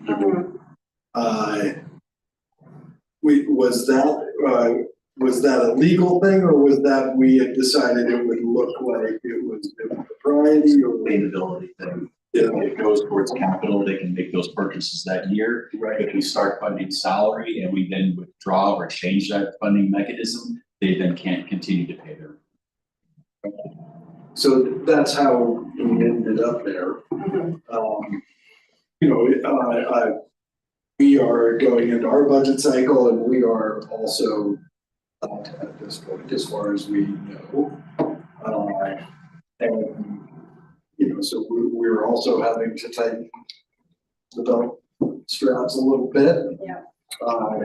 You know, I fully in support of you guys. My kid went there 13 now. Nice. And it's a tough one. You know, I a little bit fall on how can the town help the preschool procure potentially other funding elsewhere as well, other than, you know, us giving out of our general fund or our scholarship fund or or whatever that's gonna be. And I do write all the grants, Summit Foundation, BGV, the Breckenridge, Anschutz Foundation, Daniels Fund, Fuel Foundation. And if you have any other ideas, other grants I can find that will support early childhood, please. Can you share with the Let me group know. how you may have been impacted by any federal cuts in? We're waiting to see if Head Start is gonna cut funding. We know for sure we have funds through October. And then beyond that, because we are the biggest Head Start school in Summit County, we have 15 families. So that would affect those families a lot. They wouldn't be able to bring their kids there if they didn't have that funding. So I don't know when the government is going to let us know if that's program is gonna be able to continue or not. Sure. But that's the biggest one that we're waiting for. An additional one that's, I think it's a Colorado driven one that is also gonna be affected by our $1 billion deficit that they were trying to work out last Thursday, Friday. Can't remember the name of it. That's affecting, I think that's affecting the school district. Okay. Okay, yeah, preschools. Cool, thanks. Just information sharing. We all go to different meetings. Yeah. So if we hear about something, this is an opportunity for just trying to get it out. And certainly at the county level, through childhood options, they're certainly talking about what if Head Start goes away, what are we gonna do? Because there are fund balances in Strong Future to deal with some of that, but fund balances are that, they're a set amount of money, it's not like we're overbuilding it. But there has been delays, which Andrew was saying, where it's creating some cash flow problems, because we have to really forecast out, what did you say, 3-4 months? I delay? just got paid from Head Start on Friday for May. And, you know, that's 15 families that I was waiting for me to come through. So that's hard. But then, you know, I email, can you rush these funds so I can make payroll? And they're like, well, we're waiting for funds too from the government. Like, we can't pay you until they pay us. So I know they're not struggling just as much as we are. You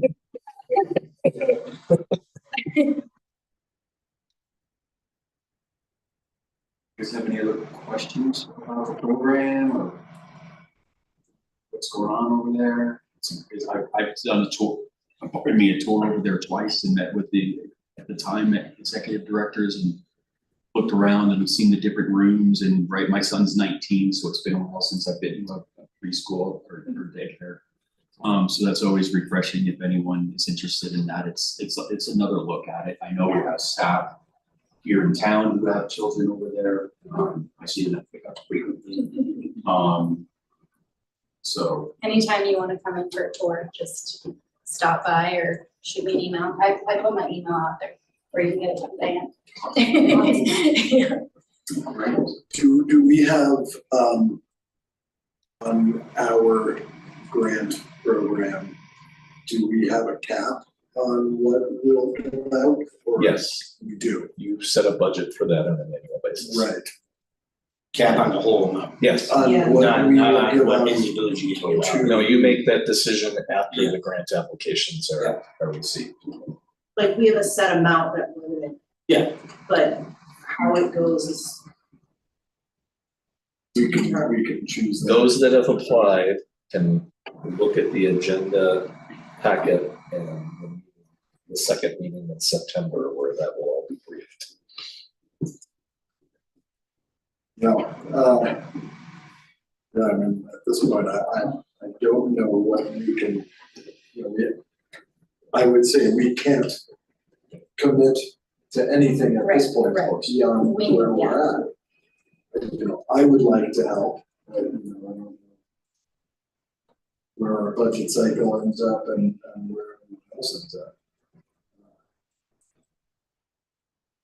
And maybe just a reminder, right, it starts, like, I think you had said this, it's in a staff review at this time, right, there's 2 different grant processes that we have. We've got the kind of the larger county-wide grant program that was for up to $5,000 nonprofit, as well as in-kind requests, and then we have the town of Frisco's community impact grants, and so that's the one that the preschool has applied for. So it's in staff review at this point in time, going through all those applications. Staff will make a recommendation, and then we have 2 council members, Liz and Martin, who are on that committee, who will review those afterwards as well. And then the final recommendation will come to council based on whatever all that input has been.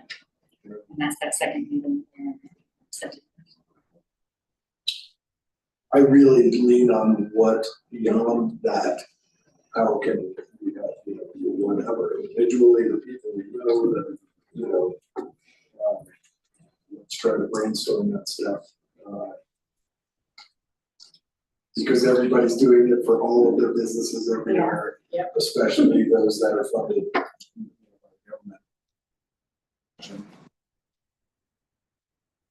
yeah, and over to Andy's point, over the years, we've had different levels of interaction with your staff, with exactly what he's talking about, how we help with, whether it be grants or different opportunities, or if we hear of, right, it sounds like you guys are rightly so very active on the grant world and what is available out there, but sometimes things come down the line where we hear about it and, you know, I would choose to believe and share what those opportunities are with you guys and see, again, a way to communicate that over.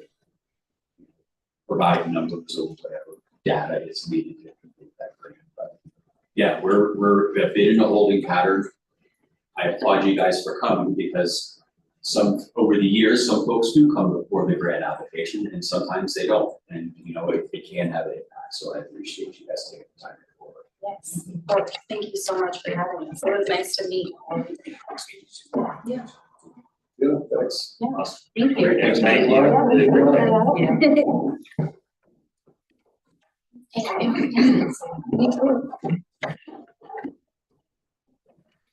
That was our last item. So now we're on break until 7. Thanks, you guys. Thank you. Thank you. And I, Stuff what you guys can't really say much because you're the ones reviewing. no, I know, but it's heartbreaking, you know, like I couldn't afford to send I couldn't send my. Oh, great. And there was no, 3 to 4 days, we didn't. but there wasn't the tuition assistance wasn't. back then either, so I waited tables at night. Like we just flip flopped, we couldn't afford, you know, so I think I was like, I don't know, it was really expensive for a week, I toured it and everything, but I just feel like so depressed now. Yeah, because you give them the full funding they ask for, it's still expensive. It's not gonna change tuition at all. No. I don't know, when every year it happens and every year I'm like, ugh. Except this year, even more. I mean, like since I've been here, it was 65. Yeah, I think it was the 60. First got on council, yeah, like, He was not. Well, and Andrew was also stuck in the fact that Summit. Yeah. Preschool. Oh. He hated that name was on it.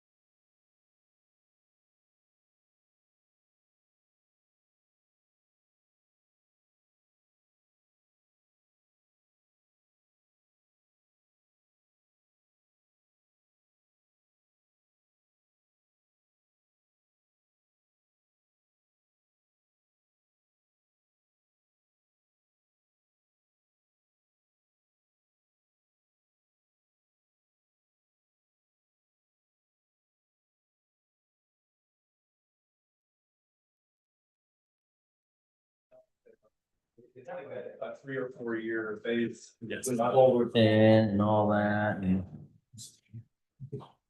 Yeah, new bike path.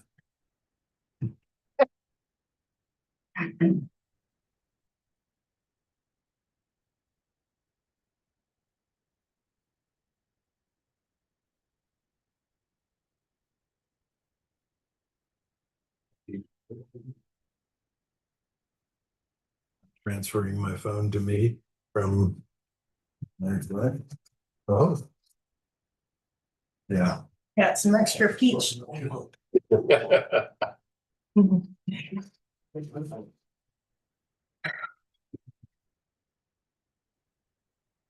Are you guys done? Yeah, it's done. Cece, are you going to MT 2030?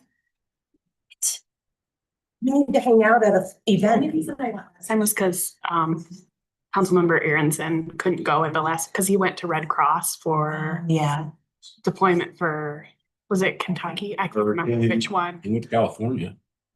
Oh, no, the one who went, Multiple at that places. time, he was I can't remember which the one, hurricane. but he kind of got pulled last second. And so I just was like, well, the town's paid for it. I'll go. Oh. But I know I won't be able to attend any biodiesel sessions, I think our corn diesel or whatever it was. Have a good time. I hope so. I'm gonna promote, yeah, folks going to the CAS meeting and Mhm. is there a CML meeting as well, or is it? Yeah. I'm getting everything, are there really Meeting coming. It's right? Oh, that's CML one here, yes, for sure. We are hosting. always been my dreams to host a CML meeting. Well, I'm glad you're gonna be in attendance. Want to be like everybody else. I've got a lot of things I've accomplished. Yes, you do. Yes. Ooh, I better stop talking. Some coffee. What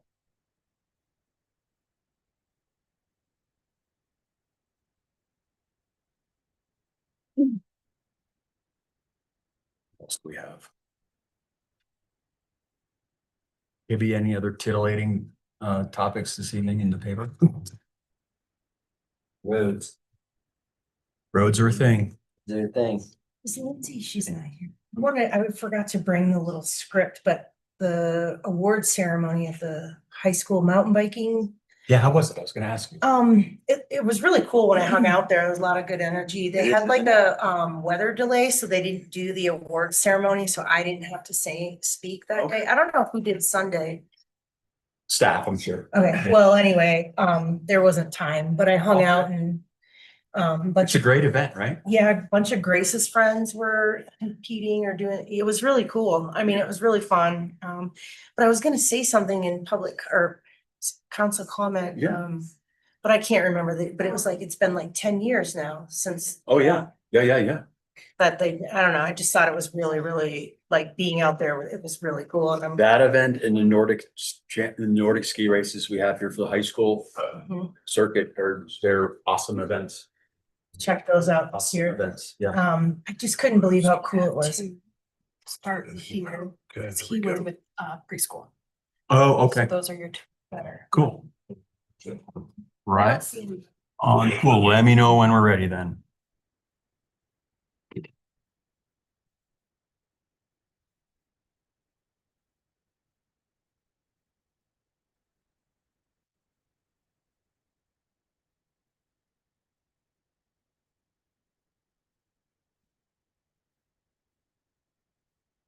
Might bring it up to you and turn it over to you.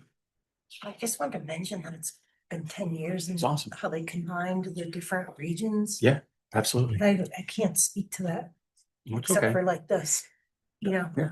Um, It's all good. Just wait like 30 more seconds. What? We're just a little early. I don't wanna. when they Really? Get out of their chair.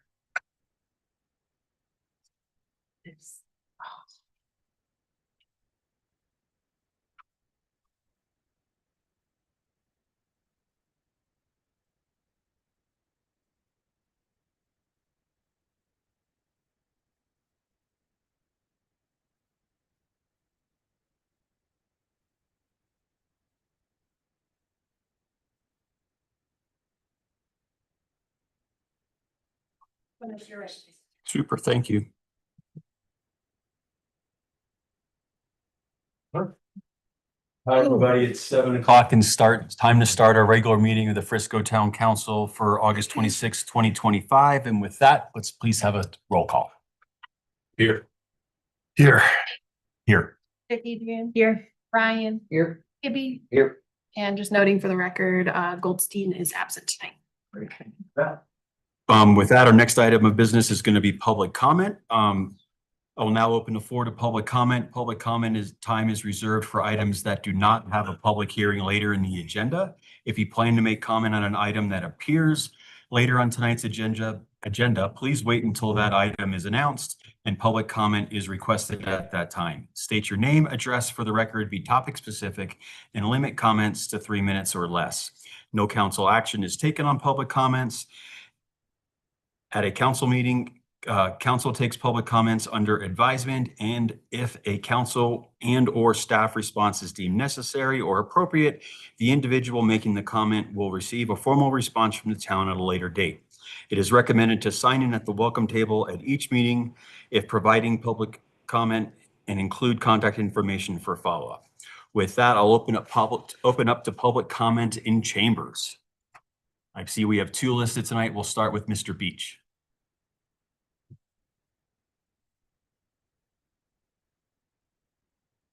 All right, good evening, guys. Alex Beach, 951 Lake Point Drive. I just want to make a couple comments from the work session last week on the new hopefully not new restricted housing covenant. One of the big sticking points that keeps coming up that you guys keep talking about, the qualified capital improvements is the big issue. You're saying, oh, well, we really need to address this. People in Peak 1 can get improvements on their house. Councilmember Held, you said, oh, everybody who owns property anywhere in the country gets to get capital improvements on their house. Why doesn't Peak 1? Well, I own a condo with an HOA. I don't get any capital improvements, right? I have a legally required very high HOA payment that I pay every month. And most of that money is earmarked for roof, paint, boiler, the types of things that keep coming up in these discussions about people in Peak 1 aren't able to maintain these things because they don't get any money back when they sell. I'm going to be paying thousands of dollars every year to my HOA to maintain those types of things. When I sell my unit, I don't get any money back from that. Right? Where my capital improvement kickback from the town that you guys say is so important for Peak 1 to be able to have, that we need to change this covenant so they can get things. I bought my place a month ago. I spent almost $10,000 already remodeling, painting, fixing things, updating appliances. Nothing was done for the last 15 years that the previous owner had the place. All right. I knew going in when I bought my unit, I would have to do that. I'm not anticipating any return on that investment other than that's my home. I want to live in a nice home, so I'm going to put that money into it. So hearing constantly that, oh, we need to change the housing covenant in town, throw all these other things on top of it, because one of the big things is people in Peak 1 are maintaining their homes, then they can live in a crappy home. And the next person, when they sell it to me, I'll update it, right? I don't get my money back when I sell on the boiler that was replaced or any special assessments that my condo complex will assess on me to repair the roof, to paint the building, but you want to give a kickback to Peak 1 in order to be able to do that. So if that's going to be part of the new covenant, then I think you need to think about giving some money to us condo owners when we sell, some percentage of our special assessments and our HOA dues that we put forward to maintain the building, to maintain the quality of these units, just like you're saying is so important for the people of Peak 1. Thank you. Thank you, Mr. Beach. With that, we have another name on the list. Hopefully I get it said correctly, is Ms. Robinson? Yes. Thank you. Hi, good evening. Kimberly Robinson, 415 Granite Street. I'm going to read an email that was sent to the town from our HOA. The Condos Off Main HOA, through its board of directors, contractors, and its attorney, has been trying for months to communicate with the town of Frisco to address alleged code violations at the building located at 156 South 4th Street. In particular, the association has repeatedly asked the town or its building official to specify the building code provisions that are the basis of the alleged violations within the building, or the building code provisions that specify the standards and criteria that need to be met for inspection approval. Despite the association's effort, the town has responded unreasonably and most recently has failed to respond or refused to provide any response whatsoever. As a result, the completion of the association's projects have been delayed and structural components of the building are now open and exposed to the elements since spring. Due to the town's lack of communication, the Board of Directors is reasonably concerned that completion of the permitted construction repair will not occur before the onset of winter, and that exposure of the building's structural components to rain and snow will result in further damage. The board's concerns stem largely from communication with the town's building official, John Schumacher. On July 3rd, Schumacher sent an email to the board members summarizing alleged building code violations without any citation to any building code provisions that were alleged to have been violated. Also, there were no provided standards and criteria that needed to be met to cure the alleged violations. Additionally, Schumacher proposed several contractual obligations that he insisted the association must comply with to ensure continuation of the work pursuant to the permits previously issued. No applicable law was cited to support his authority to impose such conditions. Due to their increasing concerns, the board engaged an attorney to communicate with the town as necessary to clarify the circumstances and to efficiently resolve any issues impeding completion and approval of the work. The following is a summary of communications to and from the town and the association with our attorney. I'm not going to read them all, but I will tell you that on July 3rd, July 8th, July 12th, July 20th, August 4th, and August 8th, we attempted communication with the town through our attorney with Mr. Renaud, sent emails with our requests and responses to the items outlined by Mr. Schumacher. As addressed above, and I can leave copies of these emails for everybody. We have copies. I don't want to read the whole thing because I will run out of time. As addressed, the association has made repeated efforts to engage in good faith discussions regarding the reasonable resolution of this matter. The town's failure to respond or engage in any meaningful communication exhibits a lack of good faith. Under the circumstances, the association intends to proceed as necessary to complete the projects in compliance with the structural engineer's plans and specifications. And if the town takes further action to impede or delay such work, the association will immediately pursue legal action against the town. And I have copies of everything. This email was sent on August 18th, and we have not received a response or even acknowledgement that it was received. Thank you. Thank you for your comments. Yeah. Thanks for bringing them. Thank you. Any other public comments in chambers? And public comments online? Not seeing any, Mr. Mayor. Thank you. With no further comment in chambers and none online, I will close public comment and we'll move on to mayor and council comments. I guess I'll mention the Colorado High School Cycling League had their first, I guess, first races this weekend at the Peninsula, the recreation area. And it was really cool. One thing that I wanted to note and that I learned is that for 10 years now, since 2015, the Frisco Bay Rally has been ongoing, and they've made it so that this series introduced the North and South Conference format so that it's an open door to more riders, more teams, more opportunities. And it's just a really cool opportunity for young cyclists. But anyways, the energy was really good out there. There was a lot of people. It was real positive. So anyway, I got to see that. Cool, thanks. It's an event I usually attend every year, and I'm sad to miss it this year. I had another event to go to, so thank you for heading over there and having a presence, and I thank staff for being over there. They always put on a good event for our high school and our spectators and our visitors from around the state. It's awesome. Again, I'll always plug right up there with our high school Nordic races that we have out there at the Peninsula. I wanted to just bring to everyone's attention that Frisco will be hosting a CML, Colorado Municipal League meeting on September 9th. I would encourage everyone to attend if at all possible. There are just a couple hours. It's a good place to get some updates. We'll see some local partners, and because we are here, we'll see folks from outside our district, most notably like a Fair Play or an Alma will come over because we're so close to them, which is closer. So you get to see folks you wouldn't normally see. It's great to interact with the folks from Lake County and Leadville because will most likely be there. So it's really nice to interact with folks there. And continuing on that theme, we've got Mountain Towns 2030 for those of you that are signed up. Again, another good event over in Breckenridge. That is going to coincide with a Colorado Association of Ski Town meeting. There's a dinner one evening and then a meeting the next morning, and that's going to be over in Keystone. I just attended the latest cast meeting last Thursday, Friday. It was in Winter Park. Again, a good opportunity to talk with folks of like-sized towns, like-size industries that we work within, and a good place to get some ideas. I was talking to Tom over a break earlier about some, you're always full of big ideas when you come home from these things, and Tom's great at right. I wasn't gonna say that. But it's good to interact with folks who are, I know there's folks at the county level and the municipal level. So if you have an opportunity you're around, we've got 3 events that are right here in our town, in our backyard. Now, we'd encourage everyone's participation, and with that, you can work with Stacy and Anna on that, on we registered if you haven't already.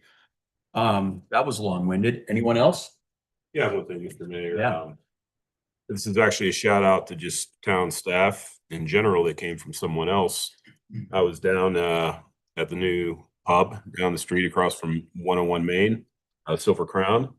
You all will remember we approved their liquor license, which they are very grateful for. So thank you for that. But really, Jay, the owner, I got into a long discussion with him, and he wanted me, when he found out I was on council, he really wanted me to say to the town staff how blown away he was by how he was treated from the beginning to the end, and with every individual that he interacted with. So if you interacted with him, Stacy, I'm assuming you did, he really throws out a big thank you. And it's a nice pub too. But there you go, Steph, from someone who's just starting a business, which is important to our town, of course. That's all, Mr. Mayor. Great, thank you. With that, we will now decline his liquor license. No. We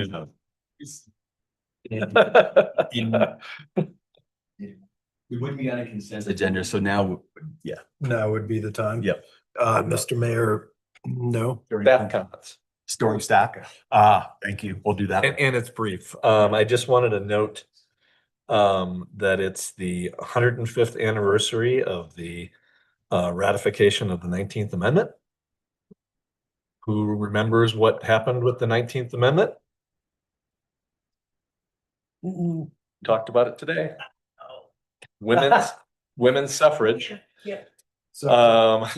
Just noting that that's been a question out there in the world lately. Yeah. 105 years. Cool. Good thing. Thank you for that, Tom. I think Something to remember. Another fun fact, I think today is National Dog Day. I heard, Even better than the 19th. yeah, but not nearly as important as women's suffrage. Yeah.